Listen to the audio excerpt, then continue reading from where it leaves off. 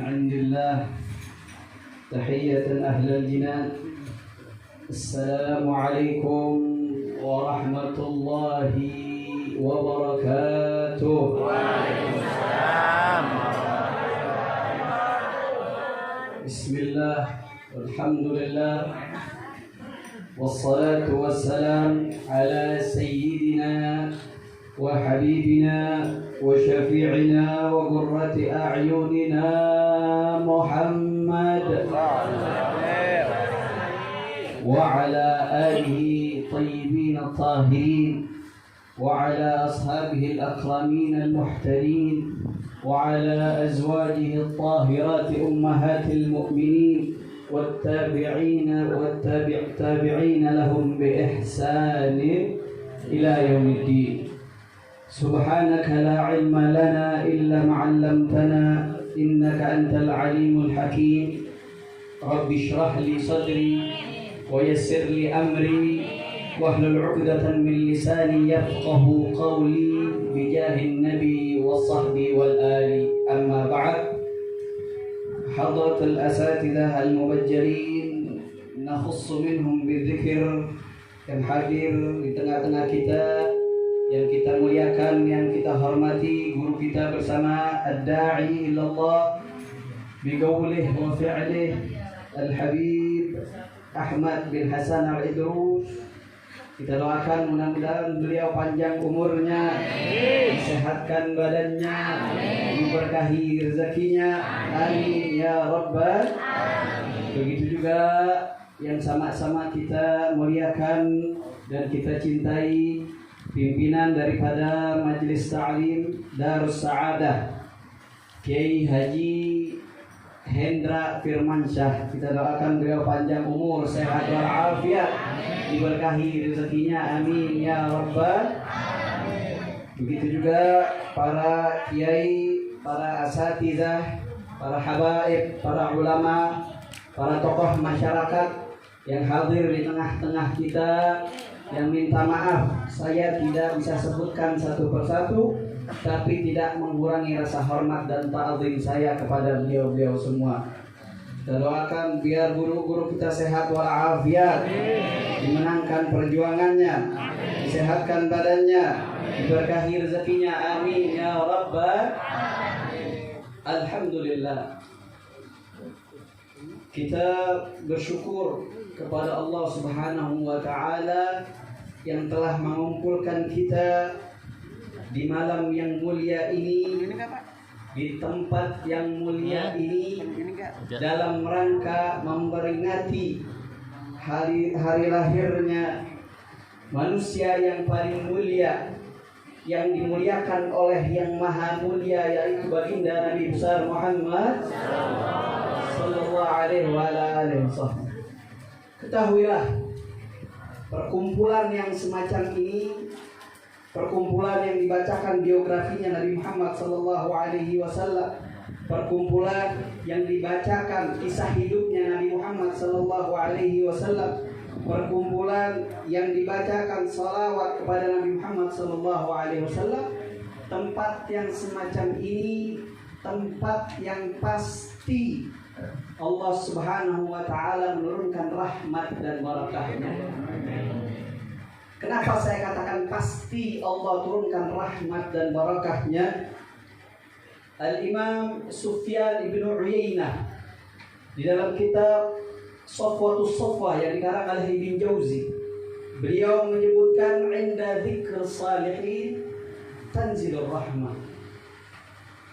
Beliau bilang, tatkala kita menyebutkan nama orang-orang saleh, tatkala keluar dari lisan kita nama orang-orang saleh, tatkala kita mengingat orang-orang saleh, misalkan kiai fulan, habib fulan, wali fulan, seketika itu juga turun rahmat daripada Allah Subhanahu wa ta'ala. Kita sering dengar soleh, orang solehin, kaum solehin, dia orang soleh.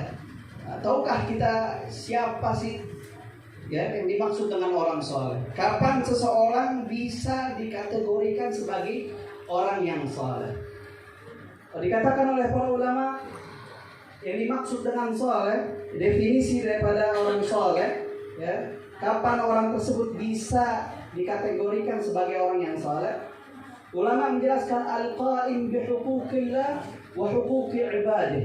Yang dimaksud dengan orang soleh, seseorang bisa dikategorikan sebagai orang yang soleh manakala dia al-qaim bihuquqillah, manakala dia melaksanakan hak-hak yang berkaitan dengan Allah Subhanahu wa taala. Dia melaksanakan, mengamalkan, ya, mendirikan apa-apa yang hak-hak dia yang berkaitan dengan Allah Subhanahu wa taala, kayak sholat, kayak haji, ya, puasa dan lain sebagainya. Itu hak-hak yang berkaitan dengan Allah Subhanahu wa taala. Ketika seseorang menjalankan hak-hak yang berkaitan dengan dirinya dengan Allah Subhanahu wa taala, maka orang tersebut bisa dikategorikan sebagai orang yang saleh. Nggak sampai situ, nggak cukup al-qaim bihuquqillah, nggak cukup dia mendirikan haknya saja kepada Allah, akan tetapi al-qaim bihuquqi ibadih. Manakala orang tersebut al-qaim bihuquqi ibadih, dia menjalankan hak-haknya yang berkaitan dengan sesama hambanya Allah Subhanahu wa taala. Hak-haknya dia yang berkaitan dengan sesama manusia, kayak hutang, ya, riba. Misalkan kita meriba seseorang, kita harus meminta maaf langsung kepada orang tersebut, ya. Tetangga, menghormati tetangganya, itu hak-hak yang berkaitan dengan hamba Allah sesama manusia.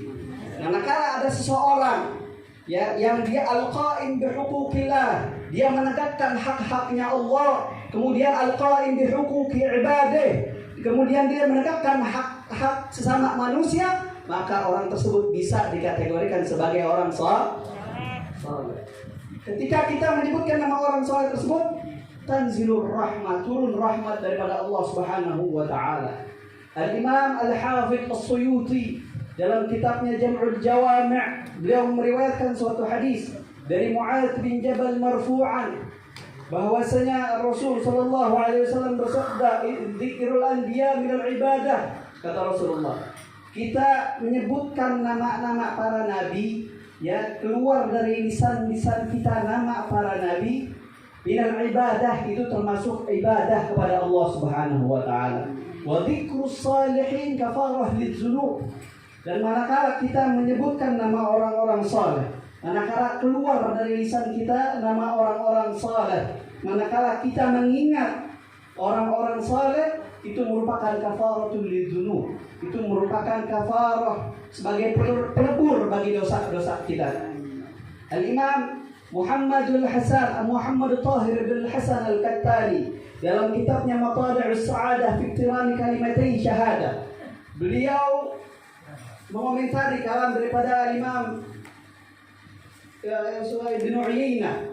Beliau mengomentari inda dzikru salihin tanzilur rahmah. Beliau mengomentari idza kana inda dzikru salihin tanzilur rahmah fa bil ahra an-nabi sallallahu alaihi wasallam. Apa kata beliau? Kalau saja kita menyebutkan nama orang saleh saja, itu turun rahmat daripada Allah Subhanahu wa taala. Manakala kalau saja kita menyebutkan para nabi-nabi saja, itu termasuk dari ibadah. Kalau saja kita menyebutkan orang-orang saleh, keluar dari lisan kita nama orang-orang saleh, itu merupakan kafarah lidzunub, pelebur bagi dosa-dosa kita. Fabil ahra an-nabi sallallahu alaihi wasallam. Bayangkan bagaimana kalau yang kita sebutkan adalah imamul mursalin, pemimpinnya para anbiya, para mursalin, wa aslahus salihin, pemimpinnya orang-orang saleh, yaitu baginda Nabi besar Muhammad sallallahu alaihi wasallam. Pasti turun rahmat daripada Allah Subhanahu wa taala. Alhamdulillah, tadi kita udah baca maulid, udah baca salawat kepada Nabi Muhammad, gosidah. Ya, Syekh Ali Al-Jum'ah, Mufti Diyarul Misr Sabiqa, Syekh Al-Allamah Ali Jum'ah, ya, Mufti Mesir dulu, Syekh Ali Jum'ah. Beliau pernah bilang, salah satu faktor yang mengikis keberkahan dari umat baginda Nabi besar Muhammad adalah kurangnya umat Nabi bersalawat kepada Nabi Muhammad SAW. Salah satu faktor yang mengikis keberkahan dari umat baginda Nabi Muhammad adalah kurangnya umat Nabi bersalawat kepada Nabi Muhammad SAW. Salawat ini ibadah yang luar biasa, ibadah yang simpel tapi pahalanya luar biasa. Ibadah yang bisa dikerjakan di mana saja, simpel, gampang, tapi ganjarannya luar biasa daripada Allah Subhanahu wa taala. Bahkan bisa kita katakan salawat ini hadiah terbesar dari Allah untuk umat Nabi Muhammad sallallahu alaihi wasallam.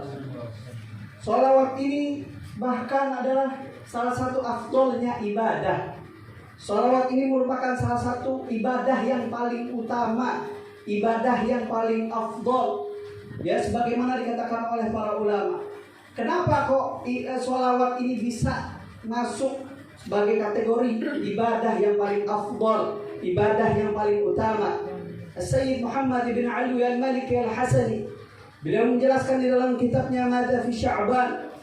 Beliau menjelaskan kenapa kok salawat ini bisa termasuk afdolnya ibadah. Kenapa salawat ini bisa menjadi paling utamanya ibadah? Beliau menjelaskan di dalam kitab tersebut. Mari kita renungi ayat Innallaha wa malaikatahu yusalluna 'alan nabi ya ayyuhalladzina amanu sallu 'alaihi wa sallimu. Innallaha, sesungguhnya Allah Subhanahu wa taala, wa malaikatahu, dan para malaikatnya, yusalluna 'alan nabi, senantiasa bersalawat kepada Nabi Muhammad sallallahu alaihi wasallam. Beliau menjelaskan, mari kita renungi ayat tersebut. Innallaha, sesungguhnya Allah.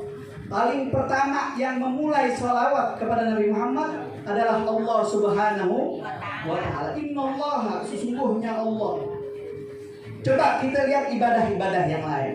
Allah mewajibkan sholat, tapi mustahil bagi Allah Subhanahu wa ta'ala mengerjakan sholat.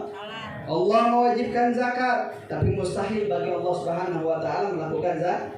Allah mewajibkan haji bagi yang mampu, tapi mustahil Allah Subhanahu wa ta'ala melakukan haji. Tapi tidak dengan salawat. Allah sendiri yang memulainya. Innallaha, sesungguhnya Allah, wa malaikatahu, dan para malaikatnya, yusalluna 'alan nabi ya ayyuhalladzina amanu sallu 'alaihi wa sallimu sayyidina